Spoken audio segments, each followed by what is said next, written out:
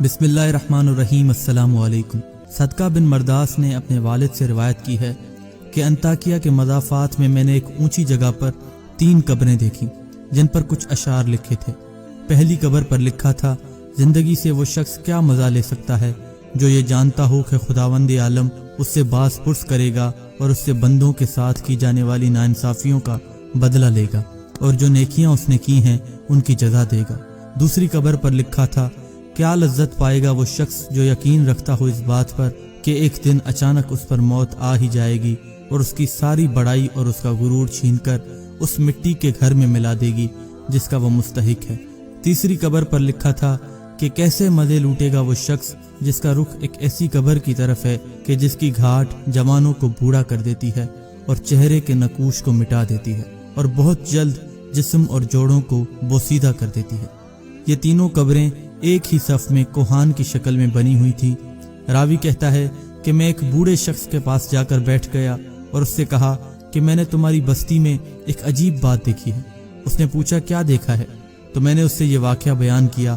یہ سن کر وہ بوڑھا شخص کہنے لگا کہ جو تم نے ان کی قبروں پر دیکھا ہے ان کا قصہ تو اس سے زیادہ تعجب خیز ہے۔ میں نے اس سے کہا کہ سناؤ کیا ہے؟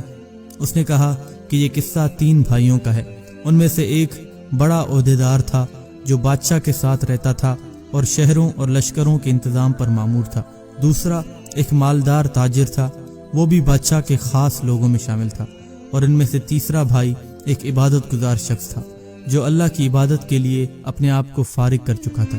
جب اس عبادت گزار بھائی کی موت قریب آئی تو دوسرے دونوں بھائی اپنے عبادت گزار بھائی کے پاس آئے اور اس سے کہنے لگے کہ اے بھائی، اگر تمہاری کوئی وصیت ہے تو ہمیں بتاؤ۔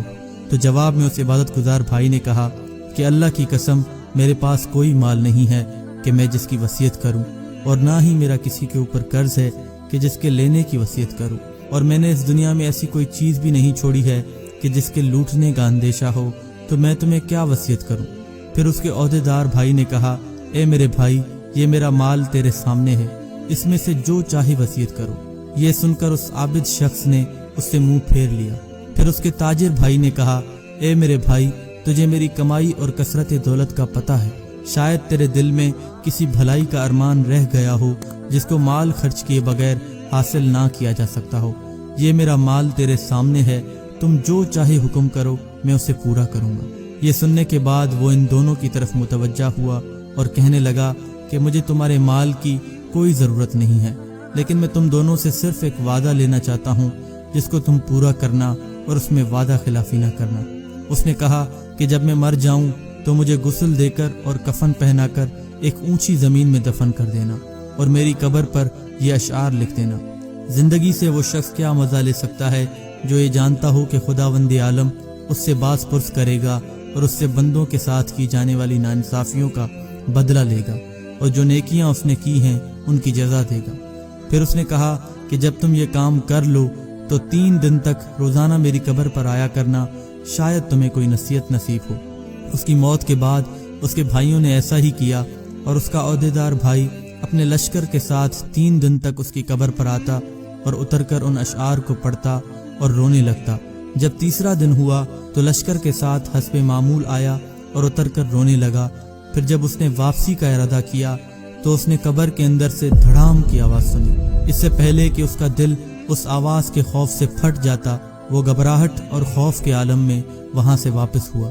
جب رات ہوئی تو اس نے اپنے بھائی کو خواب میں دیکھا اور اس سے پوچھا، اے میرے بھائی، تمہاری قبر سے جو آواز سنی تھی وہ کیا تھی؟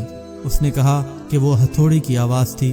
مجھ سے کہا گیا کہ تو نے مظلوم کو دیکھا اور پھر بھی اس کی مدد نہ کی۔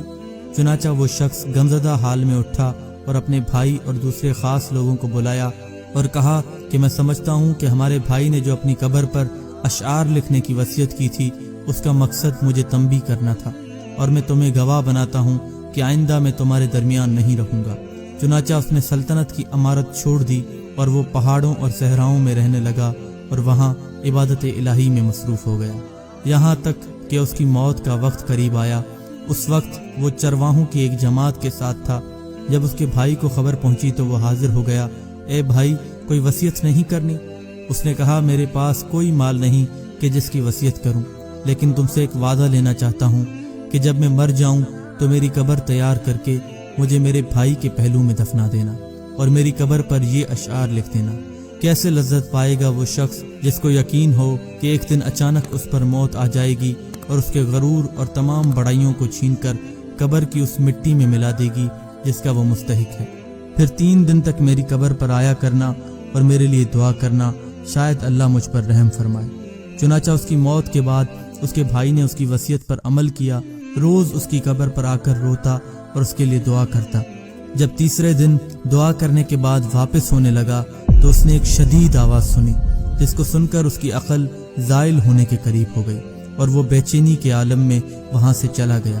رات کو اس نے اپنے بھائی کو خواب میں دیکھا تو اس کی طرف لپکا اور پوچھنے لگا کہ اے بھائی، کیا تم ہماری ملاقات کے لیے آئے ہو؟ تو اس نے کہا کہ ملاقات تو ابھی بہت دور ہے۔ پھر میں نے اس سے پوچھا، اے بھائی تیرا کیا حال ہے؟ اس نے کہا کہ میں خیریت سے ہوں، توبہ کتنی خوبیوں اور بھلائیوں کی جامع ہے۔ پھر میں نے اس سے پوچھا کہ ہمارا دوسرا بھائی کیسا ہے؟ اس نے کہا وہ تو نیک پیشوا لوگوں کے ساتھ ہے اور سکون کے ساتھ جنت کے مزے لے رہا ہے۔ میں نے پوچھا میرا کیا حال ہوگا؟ تو اس نے کہا کہ جس نے دنیا و آخرت کے لیے جو کچھ کیا ہے وہ اسی کی جزا پائے گا، پس تم اپنی مالداری کو فقیری سے پہلے غنیمت سمجھو۔ راوی کا بیان ہے کہ اس کے بعد اس شخص نے دنیا سے کنارہ کشی اختیار کر لی اور اپنے مال و جائیداد کو بانٹ کر اللہ تعالیٰ کی عبادت میں لگ گیا۔ اس کا ایک بیٹا تھا جو کہ بڑا ہو کر ایک خوبصورت اور باکمال نوجوان بنا اور اس نے تجارت شروع کی، یہاں تک کہ اس نے تجارت میں ایک اہم مقام حاصل کر لیا۔ جب اس کے باپ کی موت قریب آئی تو اس نے اپنے باپ سے کہا کہ ابا جان کوئی وصیت نہیں کرو گے؟ جس کے جواب میں اس کے باپ نے کہا کہ اے میرے بیٹے، تیرے باپ کے پاس کوئی مال ہی نہیں کہ جس کی وہ وصیت کرے، لیکن میں تجھ سے ایک وعدہ لیتا ہوں کہ جب میں مر جاؤں تو مجھے اپنے چچوں کے ساتھ دفنا دینا اور میری قبر پر یہ اشعار لکھ دینا۔ کیسے مزے لوٹے گا وہ شخص زندگی سے کہ جس کا رخ ایک ایسی قبر کی طرف ہو جس کی گھاٹ نوجوانوں کو بوڑھا کر دیتی ہے اور چہرے کا رنگ اڑا دیتی ہے اور بہت جلد جسم اور جوڑوں کو بوسیدہ کر دیتی ہے۔ میرے بیٹے، جب تم یہ کام کر لو تو 3 دن تک تم میری قبر پر آ جایا کرنا اور میرے لیے دعا کرنا۔ اس نوجوان نے اپنے باپ کی وصیت پر عمل کیا اور روزانہ اس کی قبر پر آ کر ان اشعار کو پڑھتا اور اپنے باپ کے لیے دعا کر کے چلا جاتا۔ جب تیسرے دن وہ دعا کر کے واپس لوٹنے لگا تو اس نے ایک خوفناک آواز سنی جس سے اس کی جلد سکڑ گئی اور اس کا رنگ اڑ گیا اور وہ بخار کی حالت میں واپس گھر آیا۔ رات کو خواب میں اس کا باپ آیا اور اس سے کہنے لگا کہ اے میرے بیٹے، تم میرے پاس آنے کے نزدیک ہو اور موت تمہارے قریب تر ہے، بس تم اپنے سفر کی تیاری کر لو اور کوچ کا بندوبست کرو اور اپنا سامان اس گھر سے باندھ لو جس سے تمہیں نکلنا ہے، اس گھر کی طرف جس میں تمہیں جانا ہے، اور زندگی سے لمبی لمبی امیدیں لگا کر دھوکے میں نہ رہو جیسے تم سے پہلے لوگ دھوکے میں رہے اور اپنی آخرت کے معاملے میں کوتاہی کرتے رہے، جس کے نتیجے میں موت کے وقت ان کو شدید ندامت لاحق ہوئی اور اپنی عمر کی بربادی پر افسوس کرتے رہے۔ نہ ان کے افسوس نے ان کو کوئی فائدہ پہنچایا اور نہ ہی کوتاہیوں پر شرمندگی نے ان کو اس شر سے نجات دلائی جس کا سامنا وہ قیامت کے دن کریں گے۔ اے میرے بیٹے، جلدی کر جلدی کر جلدی کر۔ عبداللہ بن صدقہ کہتے ہیں کہ جس بوڑھے نے یہ واقعہ سنایا اس نے بتایا کہ جس رات کو اس نوجوان نے یہ خواب دیکھا، صبح کو جب میں اس کے پاس گیا تو اس نے وہ خواب ہمیں سنایا اور اس نے کہا کہ مجھے یقین ہے کہ بات ایسی ہی ہے جیسے میرے باپ نے کہی، اور میں سمجھتا ہوں کہ موت میرے سر پر منڈلا رہی ہے۔ اس نے اپنے رشتہ داروں اور لین دین والوں سے معاملات صاف کیے اور لوگوں کو الوداع کہا۔ جواب میں لوگوں نے بھی اس سے الوداع کہا۔ اس کو دیکھ کے ایسا لگ رہا تھا جیسے کسی کو کسی چیز سے ڈرایا گیا ہو اور اس کو اس کی توقع بھی ہو۔ اس نے کہا کہ میرے باپ نے کہا جلدی کر جلدی کر جلدی کر۔ ان تینوں سے مراد یا تو 3 لمحات ہو سکتے ہیں جو کہ گزر چکے ہیں، یا 3 دن ہو سکتے ہیں جن کا مجھے نہیں پتا کہ کیسے گزریں گے، یا 3 مہینے اور 3 سال ہو سکتے ہیں۔ مجھے نہیں لگتا کہ اس وقت تک میں زندہ رہوں گا اور میں نہیں چاہتا کہ ان سے مراد 3 سال ہوں۔ چنانچہ وہ 3 دن تک اپنی بخشش کرواتا رہا اور مال صدقہ کرتا رہا۔ جب اس خواب کو تیسرا دن ہوا تو اس نے صبح سویرے اپنے اہل و عیال کو جمع کیا اور ان کو الوداع کہہ کر سلام کیا، اور پھر قبلہ رخ ہو کر لیٹ گیا اور آنکھیں بند کر کے کلمہ شہادت پڑھا، اور اسی حالت میں اس کی روح قبض کر لی گئی۔ اس کے بعد ایک عرصے تک لوگ گاہے بگائے دور دراز سے اس کی قبر پر آتے تھے اور وہاں نماز پڑھتے تھے۔ میرے محترم بھائیوں اور بہنوں، اس واقعے سے ہمیں وہی 3 نصیحتیں ملتی ہیں جو کہ ان 3 بھائیوں کی قبروں پر لکھی تھیں۔ پہلی نصیحت یہ ہے کہ ایک دن آئے گا جب ہم اللہ کے حضور کھڑے ہوں گے اور ہم سے ایک ایک چیز کا حساب ہوگا، اور اس میں کوئی شک نہیں کہ ہم اپنے اعمال کے مطابق سزا اور جزا پائیں گے۔